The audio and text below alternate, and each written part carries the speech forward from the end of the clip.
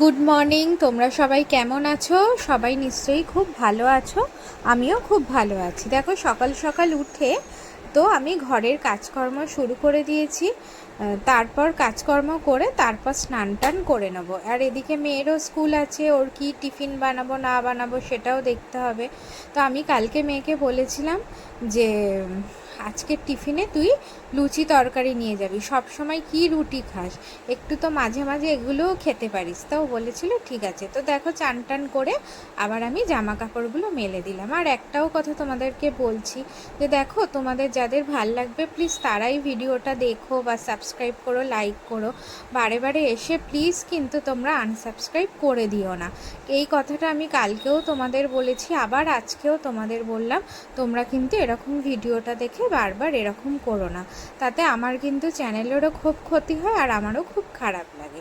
তো যাই হোক, জামা কাপড়টা মেলে দিলাম। মেলে দেওয়ার পর এবারে যাব সব আটা ময়দা মাখবো। লুচি জানো তো, আবার এরা ময়দায় খায় না, খায় আটাতে। কিন্তু আটার লুচিগুলো খেলে অসুবিধা হয় না, আর ময়দার লুচিগুলো খেলে নাকি শুনেছি মানে আমার মেয়ের পেট ব্যথা করে, ওই কারণে। আর আমি ময়দা করব না, একবারেই আটা মাখবো। মেখে দুজনের জন্য, আমার মেয়ের জন্য তোমার লুচি করে দেবো আর বরের জন্য রুটি করে দেবো। তা আটা ফাটা মেখে একটার পর একটা লুচিগুলো করছি। আবার দেখো, এই যে বড় জিনিসটা দেখছে, এই ছাঁকনির মতো এটা কিনেছি। এবার যতই লুচি ভাজি একটু তো তেল থাকে, তাই ওই তেলটা যাতে না থাকে লুচির মধ্যে, ওই ছাঁকনিটার মধ্যে নিয়ে নিচে একটা বাটি পেতে দিয়েছি, যাতে লুচিগুলোর তেলটাও নিচে পড়ে যায় আর গরম বেশ ফোলা ফোলা হলে খেতেও ভালো লাগে। তো একটার পর একটা লুচি ভাজছি আর ভাবছি যে কি লুচির সাথে তরকারি করবে। এদিকে মেয়েও উঠে গেছে, বারে বারে ডাকছে যে আমার বই খাতাগুলো কোথায়, এটা কোথায় সেটা কোথায়। আর ওদিকে ওর বাবাও বলছে আমার জামা কোথায়, প্যান্ট কোথায়, এটা কোথায় সেটা কোথায়। সকাল বেলাটা না পুরো নাজের হাল হয়ে যায়। এই দেখো, বারে বারে করে কথা বলছি আর বলছি। এবার দুজনের কথা সবসময় আমার মাথার মধ্যে রাখতে হয়, কার জিনিস কোথায় কি আছে। এই করতে গিয়ে না আমার নিজের জিনিসই ভুলে যাই যে আমি কোথায় কি রাখছি। একটা কানের দুল জানো তো, কিছুদিন আগে কিনেছিলাম, কিন্তু হঠাৎ করে খুলে যে কোথায় রেখেছি আমি খুঁজেও পাচ্ছি না আর মনেও করতে পারছি না। আর তারপর একটু যে সময় নিয়ে খুঁজবো তারও কোনো মানে সময়ই নেই। নয় মেয়ে বলে এটা খুঁজে দাও ওটা খুঁজে দাও, আর ওর বাবা বলে এটা খুঁজে দাও সেটা খুঁজে দাও। এই খুঁজতে খুঁজতেই আমার জীবনটা চলে যাচ্ছে। তা যাই হোক, এক একজনের লুচি টুচি করে ওর আবার ইয়েতে ভরবো। আর খালি বলছে আমাকে দুটোর বেশি দেবে না, দুটোর বেশি দেবে না। তাহলে ঠিক আছে, দুটো হলেও তুই খাবি, সব সময় না খেলে হয়। তো যাই হোক, ওরটা দিয়েছি আর ওর বাবারও ওদিকে করব। আর ভাবলাম যে আলু চচ্চড়ি করে দিই, সাদা আলুর তরকারি, তাড়াতাড়ি হবে। কেন সময়ও তো অনেকটা প্রায় এগিয়ে এসছে, প্রায় 8টা 10 বাজে।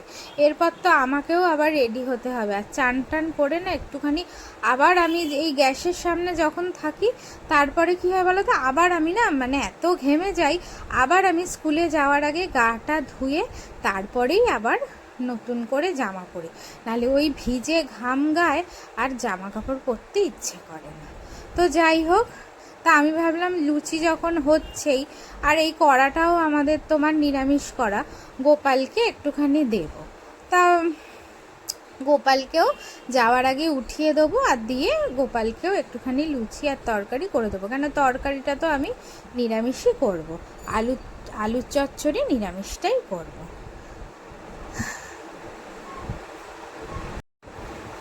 তো এদিকে হচ্ছে, আর অনেকক্ষণই আজকে টাইম লাগছে হতে।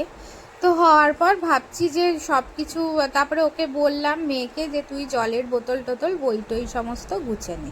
তো হয়ে গেছে। আর ওর বাবারও এদিকে রুটি তরকারিটা হটপটের মধ্যে রেখে দিয়েছি, দিয়ে রেডি হয়ে গেছি। এবার আমরা বেরিয়ে যাব। জানো তো, আজকে না তোমার যাওয়ার সময় একটা এসি বাস পেয়ে গেছি, যার জন্য কি হয়েছে আর আমাদের দুটো চেঞ্জ করতে হয়নি। একটুখানি হেঁটেই আমরা আজকে একটা এসি বাস পাওয়াতে পুরো ডাইরেক্ট আমরা স্কুলের সামনে চলে গেছি। তো ভালোই হয়েছে, এই রোদ্দুরের মধ্যে বারে বারে চেঞ্জও করতে হলো না আর বারে বারে পাল্টাতেও হলো না। তো এবারে যাচ্ছি, আর যেতে যেতে বউকেও জিজ্ঞেস করছি যে তোর কি পড়া টড়া আছে, সব পড়া টড়াগুলো করে টোরে গেছিস কিনা। ও বললো হ্যাঁ করে টোরে গেছি। তাহলে ঠিক আছে, যা বাবা তুই স্কুলে যা। ওকে আবার স্কুলে আমি পৌঁছে দিলাম। স্কুল থেকে ফিরেও গেছি, ওকে দিয়ে এসে আমি আবার একটুখানি চা খেয়ে নিলাম, কেন সকাল থেকে এক নাগাড়ে চলছে। তারপর মুগের ডাল একটু করব, পাতলা করেই মুগের ডালটা করব, কেন আমরা মুগের ডাল না একবেলাই খাই, দুবেলা করে খাই না। আর মেয়েও একটুখানি খায় আর আমরাও অল্প অল্প খাই, আমরা মুগের ডাল আবার অত ভালোবাসি না। তো আজকে যেহেতু মাছ টাছ করবো না, ভাবলাম একটুখানি পাতলা করে ডাল করি, খাওয়ার সময় একটু পাঁপড় ভেজে দেবো আর একটু ভাজাভুজি যা হোক করে খেয়ে নেব।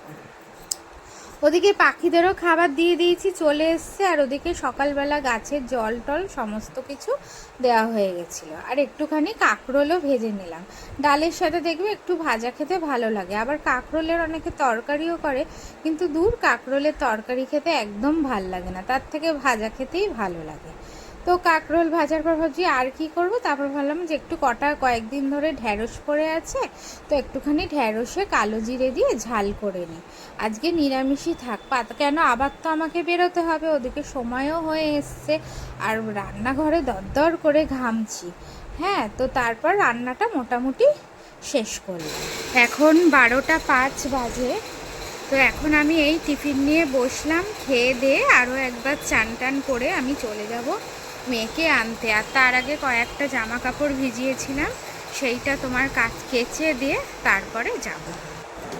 এবার আমি বেরিয়ে যাব রেডি হয়ে। তো 1টা বাজে, এবার আমি আস্তে আস্তে রেডি হচ্ছি।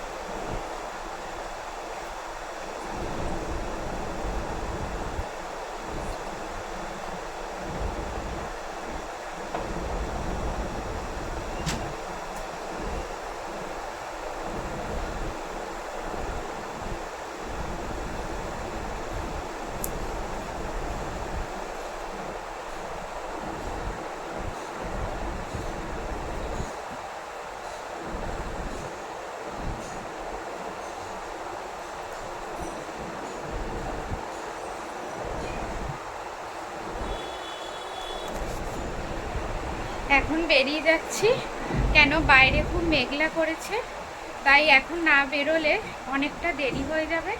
এখন 1টা 5 বাজে, 1:30টায় ছুটি। চলো আবার এসে দেখা হবে। তারপর তো বাড়ি চলে এসেছিলাম, এসে মেয়েও আর একবার স্নান করলো, কেন রোদ্দুরে তো প্রচণ্ড ঘেমে যায়। এসে স্নান টান করে খাওয়া দাওয়া করে আমি আর ও একটুখানি শুয়েছিলাম। শোয়ার পরই দেখি আবার ওর বাবা চলে এসছে দুপুরে খাওয়ার জন্য। ও আবার প্রায় বিকেলবেলা খেয়ে দিয়ে উঠলো। খাওয়া দাওয়ার পর আবার আমি বললাম যে একটু কি করব, আর তো শোবো না, একবার শুয়েছিলাম, ঘুম টুম ভেঙে গেছে। আর তারপর ছাদেও যাই, গিয়ে জামা কাপড় অনেকগুলো মেলা আছে, গিয়ে নিয়ে আসি। তো মেয়েরও আবার স্যার চলে এসছে পড়াতে, তা স্যারকে চাটা দিয়ে আমি আবার ছাদে চলে এলাম। এসে দেখি কি দারুণ হাওয়া, সমুদ্রের ধারে হাওয়া দিলে যেরকম ঠান্ডা ঠান্ডা হাওয়া লাগে সেরকমই হাওয়া, খুব ভালো লাগছিলো। তাই আর জামা কাপড় তুললাম না, ছাদেই কিছুক্ষণ থেকে গেলাম। তারপর ভাবলাম নিচে গিয়ে কি করব, ওকে তো পড়াচ্ছে, পড়াক, তারপর নিচে গিয়ে সব জামা কাপড়গুলো ভাঁজ করবো, একটুখানি ছাদে ঘুরেই যাই। এত সুন্দর হাওয়া না, তা যেতে ইচ্ছে করলো না। তারপর আমাদের ফ্ল্যাটের অনেকেই এসছিল, ওদের সাথেও গল্প করলাম। তারপর নিচে চলে এলাম, কয়েকটা জামার একটুখানি সেলাইগুলো ঠিক করার ছিল, সেই সেলাইগুলো আবার একটুখানি কেটে কেটে করে নিলাম। কেন কি অনেক সময় না অনেক জামা ধোয়ার পর দেখবে অনেকটা ছোট হয়ে যায়, তো সেই কারণে আবার সেই সেলাইগুলো খুলে আবার কিছুটা আমি সেলাই করে নিলাম। আর অনেকগুলো জামা কাপড় আছে, আস্তে আস্তে সেগুলোকে আবার ভাঁজ করবো। তো প্রায় সন্ধে হয়ে এসছে, মেয়েরও পড়া হয়ে গেছে। তা বললো মা আমি একটুখানি খেলে নিই, তারপর আবার তোমার হয়ে গেলে তুমি আমাকে পড়াতে বসো। তো তার আগে আবার আমি ওর পড়ার বইতে সব দাগ টাগ দিয়ে রেখেছিলাম। তারপর আমি বললাম তুই পড়, আর যা অসুবিধা হবে আমাকে জিজ্ঞাসা করবি, আমি তোর পাশেই রয়েছি। কিন্তু জানো তোর মন তো মানে সবসময় চঞ্চল, আমি কি করছি সেটাই ও আশেপাশ দিয়ে বইয়ের ফাঁক দিয়ে দিয়ে দেখবে। পড়ার নামে কিন্তু না, পরীক্ষার আগে তখন ও সব পড়া ওরা একসাথে করবে।